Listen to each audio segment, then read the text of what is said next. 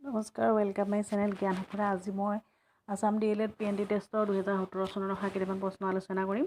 আজি প্ৰথম প্ৰশ্নটো হৈছে পঞ্চৰত্নৰ পৰা গুৱাহাটী, যোৰহাট, ডিব্ৰুগড়ৰ মাজেৰে চৈখোৱা ঘাটলৈ যোৱা ৰাষ্ট্ৰীয় ঘাইপথটো কি? এনচাৰ হৈছে NH-37। 2 নম্বৰ প্ৰশ্নটো হ'ল নামঘোষা কোনে ৰচনা কৰিছিল? এনচাৰ হৈছে মাধৱদেৱে নামঘোষা ৰচনা কৰিছিল। 3 নম্বৰ প্ৰশ্নটো হ'ল এইডছ সংক্ৰমিত নহয়। উত্তৰ মহে কামুৰিলে। মহে কামুৰিলে এইডছ সংক্ৰমিত নহয়। 4 নম্বৰ প্ৰশ্নটো ৰঙাগ্ৰহ বুলি কাক জনা যায়? এনচাৰ হৈছে মঙ্গল গ্ৰহক ৰঙাগ্ৰহ বুলি কোৱা হয়। 5 নম্বৰ প্ৰশ্নটো হ'ল ভাৰতবৰ্ষৰ ভূখণ্ডত আক্ৰমণ কৰা ইউৰোপীয় ব্যক্তিজন কোন? Answer Alexander. 6 নম্বৰ প্ৰশ্নটো হ'ল চাইনা নেহৱাল জড়িত থকা খেলবিধ কি?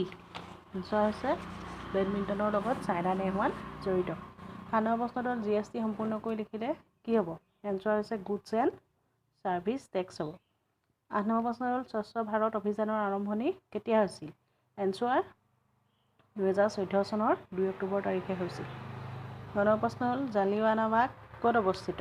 এনচাৰ পঞ্জাৱত অৱস্থিত। 10 নম্বৰ প্ৰশ্নটো হ'ল অসমৰ ৰাজ্যিক চৰাই কি?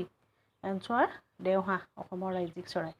11 নম্বৰ প্ৰশ্ন হ'ল unauthorised হাটছ ডেমলিছ in some parts of Assam.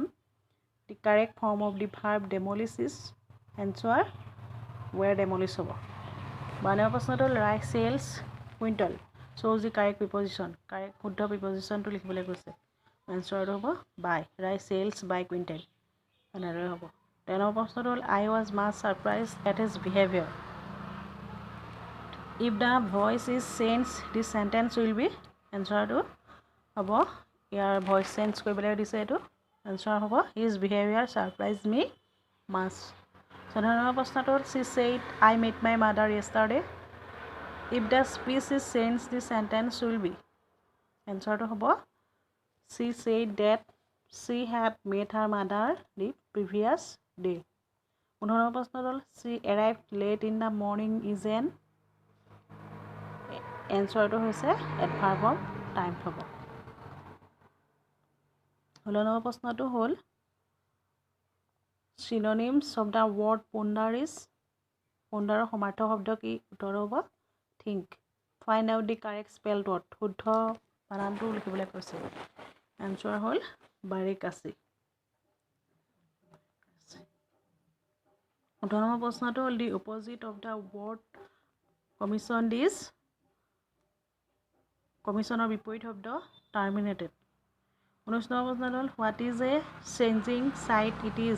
It is a type of এইটো মানে এটা কেনেকুৱা ধৰণৰ বাক্য? এনচাৰটো হৈছে exclamatory sentence.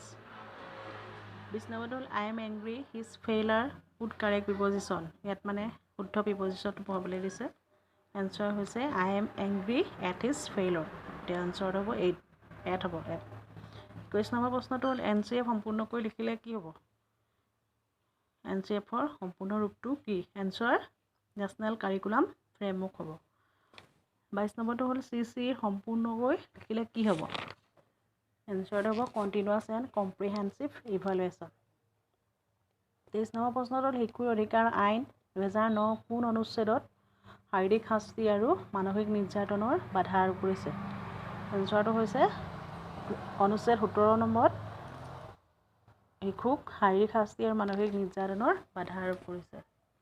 24 নম্বৰ প্ৰশ্নটো হ'ল ICT সম্পূৰ্ণকৈ লিখিলে কি হ'ব? এনচাৰটো হৈছে ইনফৰমেশ্যন এণ্ড কমিউনিকেশ্যন টেকন'লজি হ'ব। Information and communication technology. আজিলৈ ইমানেই। ধন্যবাদ।